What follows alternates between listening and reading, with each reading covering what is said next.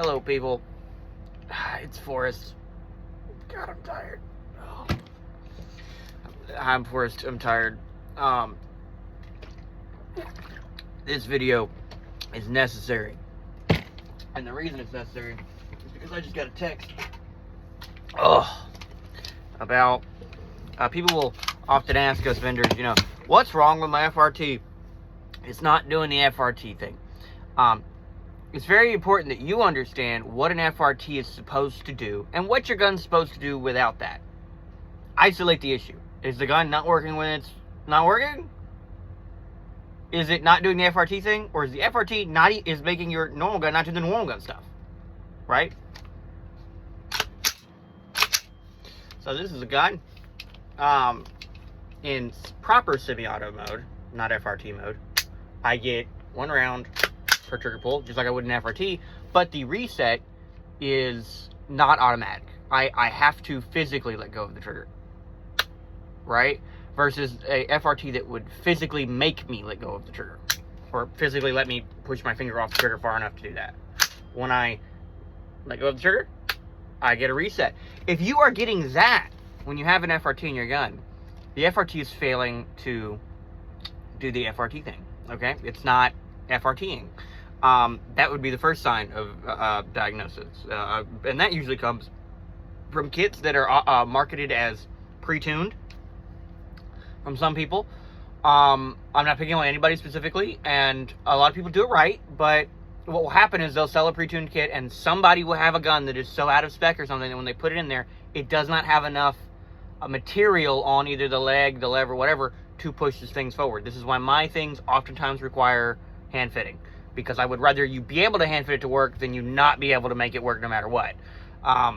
Important, and some kits I'm sure could break. I haven't seen this, but they could break down into that point where they're no longer working from excessive wear, or maybe being a cheaper polymer kit or something.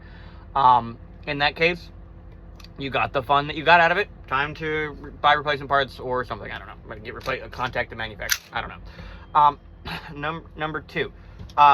This is how the FRT works, right? So I'm going to go to FRT mode, not full auto. I'm going to pull the trigger, right? And if you watch right there, if I go all the way back, it reset, right? When you are testing this, it's very important that you don't do what I just did, where you're only going that far, because you will get a reset. You need to go basically all the way back. I mean, there's like a point right there. Yep, it's all the way. Yeah, it's about 80% of the way back for me.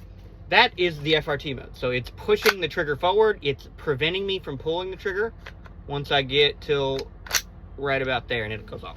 It can be different on various guns. That point of release where it allows you to pull the trigger in is different. On mine, it's about, I want to say right there, while it's in the battery, and that's also where I start to get hang up on my gas busting charging handle that I made. That is how the FRT works. There are issues that can arise during FRT. Bolt bounce. You could have some jams. Those could happen in semi-auto, but they're probably more likely to happen in FRT mode. Various things can be the issue. Let's talk about what's probably not the issue. What's probably not the issue is your gas rings are bad. You probably don't shoot enough. Okay? I don't know what material gas rings are made out of, but they don't rust. Okay? The amount of carbon inside, if you fired, a magazine of ammunition, the carbon inside of your bolt carrier group is going to prevent rust for a very long time. I'll tell you what's not the other, what isn't the other issue.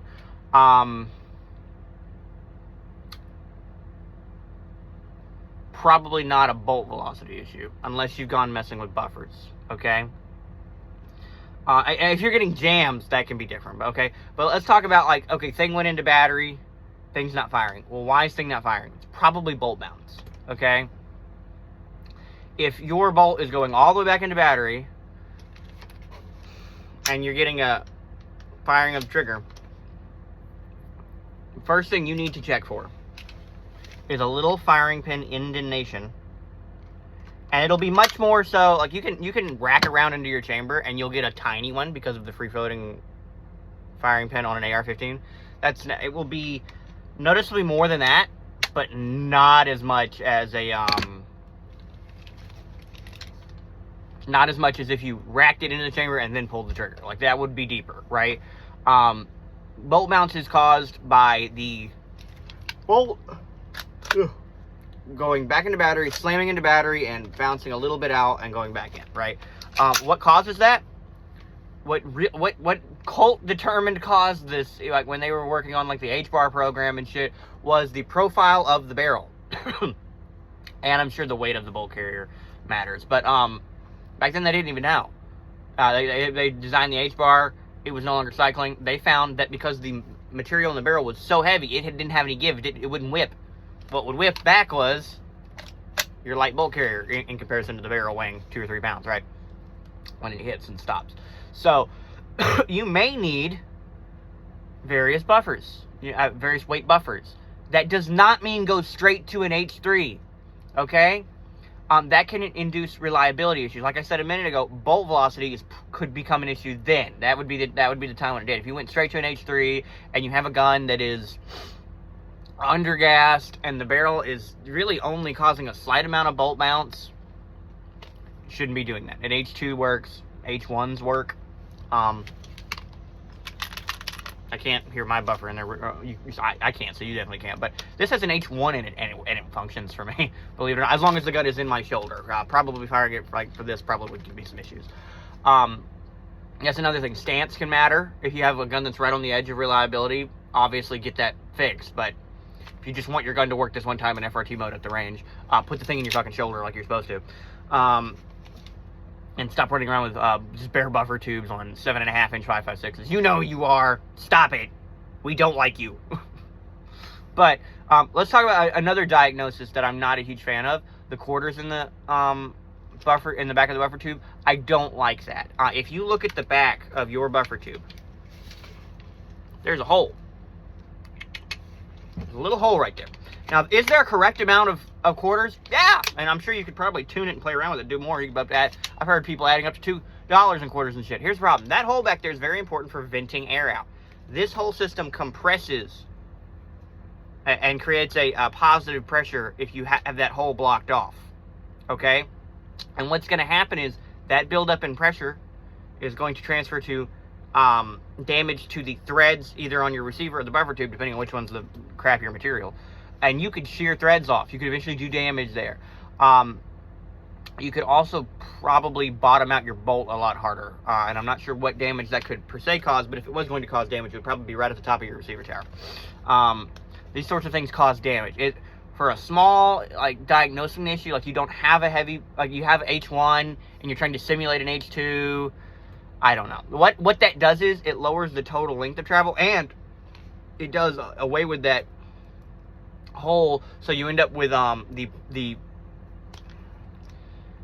air pressure, the atmosphere in here acting as a compression chamber, almost like a piston inside of an engine or something. It slows things down even more, but it's not slowing them down in a good way. It's slowing things down much less efficiently than if you just were adding mass to the bolt carrier group or bolt carrier group buffer combination, right?